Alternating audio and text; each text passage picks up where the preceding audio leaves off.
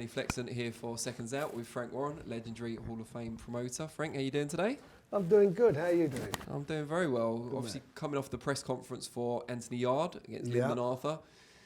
That card on April 11th is getting pretty stacked now. It is, isn't it? There's some good fights on there, and they're good competitive fights, even money fights, big punches. So I think there'll be some action on the night. Did they take much convincing? I know Arthur's team have been chasing this fight for a little while, but maybe Anthony had ideas of a higher level fight, perhaps? Well, he did, but the thing was the WBO had called for those two eliminators that, for their title, so he's the next guy in, and we wanted to make sure that he fought a rated guy and a rated fighter who's Lyndon. He's got a WBO ranking. So the winner of that, I hope, will become the mandatory. It's a tough fight for both of them. We also got Chris Jenkins, Johnny Garton for the British title on the Yeah. bill. Any more kind of surprises up your sleeve? Not at the moment. We're looking at a couple of things, but I mean that's the nucleus of the show. And you mentioned at the press conference you've sold 12,500 tickets so Yeah. far without the undercard even being announced. Yeah. What are you projecting as an overall Well, gate? so everybody knows the place holds just under 20,000, but I think it's about 4,500 of those are the benches, the people who've got the boxes. So we don't have the boxes. So that's what we've got to sell. So I'll use my quick maths to say that's about 15? Yeah, just under 15, yeah. Brilliant. And do you project to sell it out? Yeah. Plenty of time to go, and we're doing it. The tickets are going really well. Have you had many reports from the camps of Dubois and Joyce ahead of this and how they're looking and stuff like that? For both of them, I spoke to Sam Jones a few days ago. He said his man's looking in excellent shape.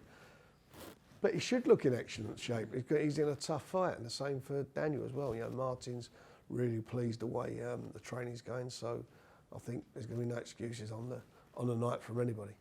And obviously Nathan Gorman, who we saw lose to Daniel not too long ago, he's now coming back as well. It's going to be an interesting mix in the next few years, certainly domestically and maybe beyond. Yeah, it's not the end of the world for guys who lose fights. I mean, I can sort of look back to when we did James DeGale and George Groves very early in their careers, and both of them went on to win world titles. So it's not the end of the world to get beat. Is this kind of a pattern that you'd like to see continue, domestic kind of rivalries leading to big fights? We've done it over the years. If you go look at some of the big domestic fights, they're fights that we've put together with our fellas. And as I say, that's what the fans want to see. They want to see the best fights in the best. Now, Dubois against Joyce, April 11th, we talked about. It's going to be on BT Sport box office. Something that I know a lot of fans are talking about at the moment is there's quite a lot of pay-per-view events in boxing taking place around that period.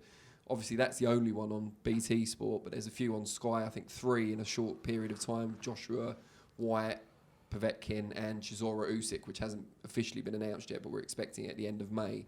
What do you say to fans out there who are kind of struggling and having to pay, well, not having to, but if they want to see them all, they have to pay quite a lot of money? Well, if you want to see the best fight, it's the one we're putting on. That's what I'd say to them. Simple as that. We're not overloading them with pay-per-view fights. I mean, to get the fight we had to get that fight on between Daniel and Joe, we had to give them some serious guarantees, and the only way it works is through pay-per-view. But that's what it is. But we're not overloading BT subscribers with pay-per-view events. I mean, it's just one, and it's got an excellent undercard with some cracking fights on it. You got the question you need to ask are the people who are promoting those fights. It's not for me to talk about what they're doing. Rest assured I will. Good. But do you, when you hear that they've announced, Sky announced that many pay-per-view fights around your fight as well, do you kind of sigh inwardly a little bit and think it's not great for the fans? Of course I do. It's, I could do without that, and they probably could do without themselves. They're competing against themselves, but that's nothing unusual. They were doing it all last year and the year before. I mean, you can go and look and see how many they put on. That's their model. That's their business model. So, let them get on with it. It's not my problem.